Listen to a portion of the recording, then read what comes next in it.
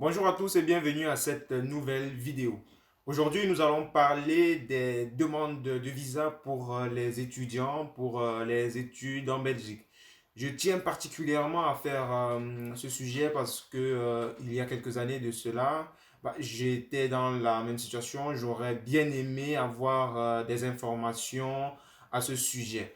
Beaucoup d'étudiants brillants ont pour projet de poursuivre leurs études à l'étranger, mais pour faute d'informations, pour faute de connaissances, ils sont dans l'impasse.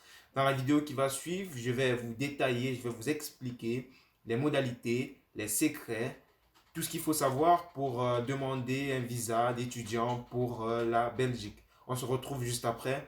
Jingle.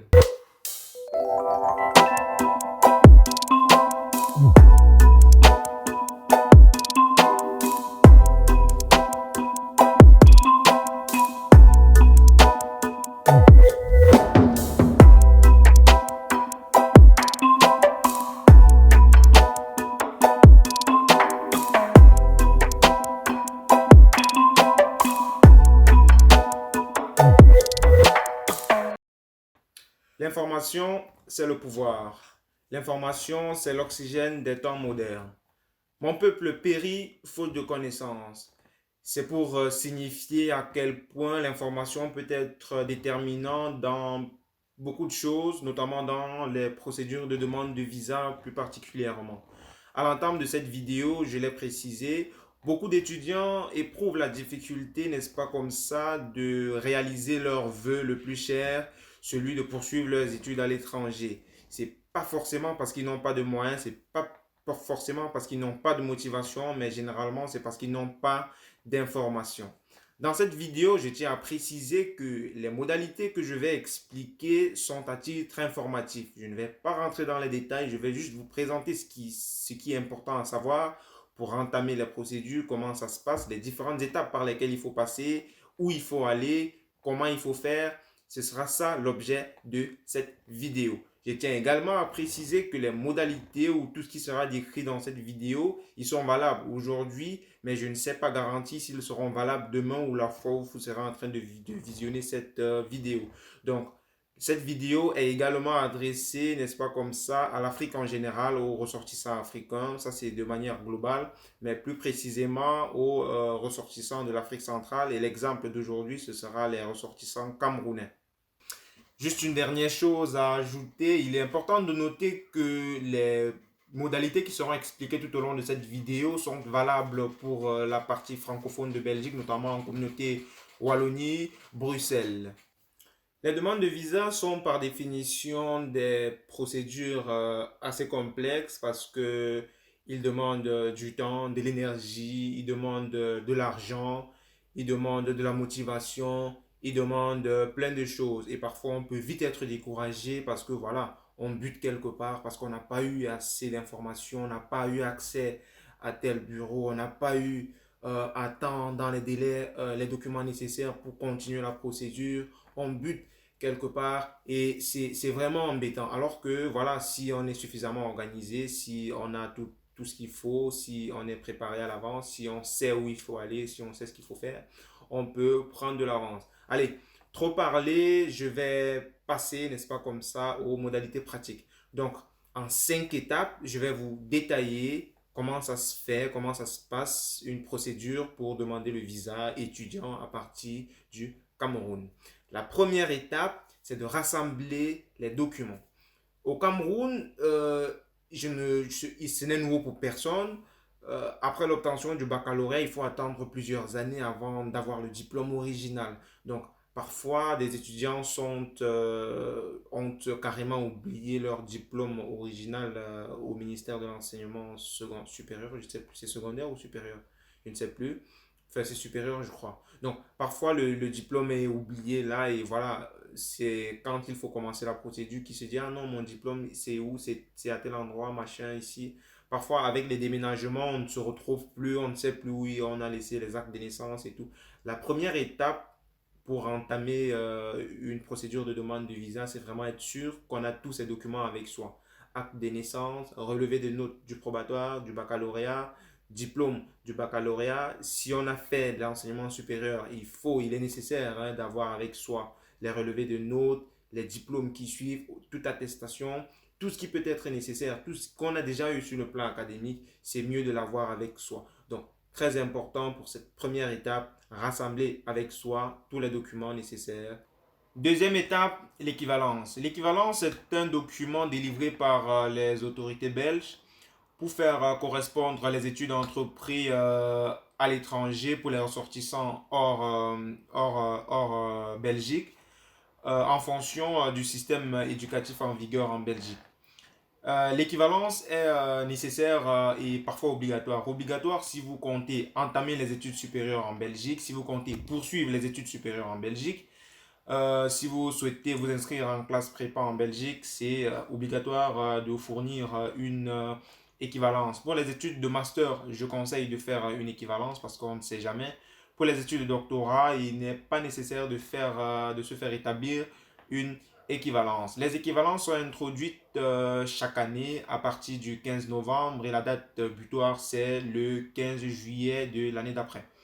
Il est également important de noter que comme document pour se faire établir une équivalence, on aura besoin entre autres d'un acte de naissance, du relevé de notes et le relevé de notes du baccalauréat, de l'original du diplôme de baccalauréat, si c'est déjà disponible. Sinon, il y aura une autre procédure qu'on expliquera par la suite. On aura également besoin des preuves du parcours du supérieur si ça a été envisagé dans le pays d'origine. On a également les frais relatifs à la procédure d'établissement de l'équivalence qui s'élève au jour d'aujourd'hui à 150 euros. Il est également important de noter que à tout ça, il faut rajouter ce formulaire qui va juste s'afficher ici, rempli, accompagné des documents qui ici. Troisième étape, l'inscription. Il est important de noter ici que il n'est pas possible d'être scolarisé en Belgique si on n'a pas une inscription émanant d'un établissement basé ici en Belgique. Les inscriptions débutent officiellement en Belgique au courant du mois de janvier pour s'achever pour ce qui est des universités le 30 avril officiellement. Mais les autres établissements, notamment le secondaire pour les classes prépa, les hautes écoles, les écoles d'art, ils organisent vraiment les inscriptions en fonction de leur planning. Il est judicieux de faire des inscriptions le plus vite parce que les places sont limitées. Quatrième étape, le garant. Personnellement, je pense que le garant, c'est l'une des étapes les plus importantes de la procédure parce que généralement, avoir un bon garant, c'est une certaine garantie ou avoir un peu plus de chances d'avoir son visa octroyé. Le garant, c'est toute personne qui s'engage vis-à-vis de l'État belge de prendre en charge pour la durée des études le séjour de l'étudiant. Prendre en charge, ça veut dire assumer les frais relatifs à la scolarisation, au séjour, à l'habitation, à la nutrition et tout ce qui va avec. Il est important de noter que toute personne peut être garant. Il suffit de justifier qu'on dispose des ressources suffisantes pour subvenir aux besoins de l'étudiant. Ressources suffisantes, ce sont des données qui sont actualisées chaque année et définies par l'État belge. Au jour d'aujourd'hui, le garant doit disposer d'un minimum pour lui-même environ 1 300 euros.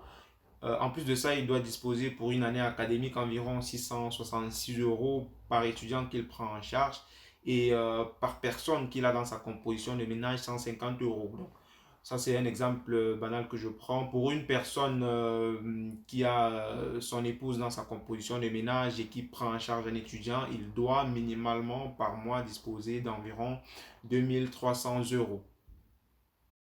Cinquième étape, j'ai nommé légalisation et rendez-vous. C'est ma foi l'étape la plus complexe, la plus fastidieuse parce que c'est une étape on est un peu plus longue et éprouvante. En réalité, après les démarches faites à l'étranger, notamment en Belgique, pour l'inscription, le garant et l'équivalence, les dossiers de l'étudiant sont retournés au Cameroun et commence alors un parcours du combattant. L'étudiant doit se rapprocher de l'établissement d'enseignement supérieur où il a éventuellement suivi ses études supérieures pour des légalisations. Il va par la suite au ministère des enseignements supérieurs pour d'autres légalisations, notamment de ses diplômes du supérieur et du diplôme de baccalauréat. Il va ensuite aller pour d'autres légalisations au MINREX, au ministère des Relations extérieures. Par la suite, il va aller à VFS parce que c'est comme ça que ça s'appelle maintenant. Je pense qu'à l'époque, c'était au consulat qu'on faisait ces légalisations. Par la suite, il va prendre rendez-vous à Campus Belgique pour faire authentifier ces documents et les autorités là vont juger de la corrélation entre les études qu'il faisait déjà au pays et ceux qu'il envisage de faire une fois en Belgique. L'autre étape, c'est vraiment de prendre rendez-vous à VFS maintenant parce que c'est là qu'on dépose désormais les demandes de visa. C'était à l'époque à l'ambassade. Donc, une fois le rendez-vous pris, voilà, il est question de venir déposer la totalité de ces documents avec vraiment tout ce que ça comporte, casier judiciaire, vraiment, il y a une panoplie de dossiers, certificat médical, il y a vraiment plein de dossiers. L'ordre dans lequel j'ai détaillé les étapes ne sont pas vraiment quelque chose de figé. Il est important de savoir que c'est vraiment savoir, le plus important, c'est savoir manager son temps. On peut commencer par passer par Campus Belgique parce qu'on gagne plus de temps. Déjà qu'à Campus Belgique, voilà, il n'y a pas nécessité de légaliser de légaliser un document ou quoi que ce soit. Donc, il serait peut-être judicieux de passer par Campus Belgique pour gagner un peu de temps et tout.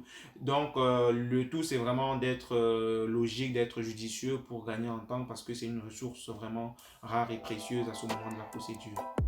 Ok, il y a certainement plein de choses qui ont été dites d'une certaine façon. Il y a forcément des choses à redire parce que les modalités de visa sont des choses vraiment qui peuvent être personnalisées. Si vous avez des remarques, n'hésitez pas à me le faire savoir en commentaire. J'y répondrai. Des questions, des préoccupations. Ça me ferait grave plaisir de vous lire et de vous répondre. Si vous avez aimé la vidéo, pardon, laissez-moi un pouce bleu. Likez la vidéo, partagez. N'oubliez surtout pas de vous abonner, à activer la cloche de notification pour être au rendez-vous lors de nos prochaines vidéos. Je tiens particulièrement à remercier mon équipe sans qui il ne serait pas possible de réaliser cette vidéo. Merci à vous, on se retrouve dans une prochaine vidéo.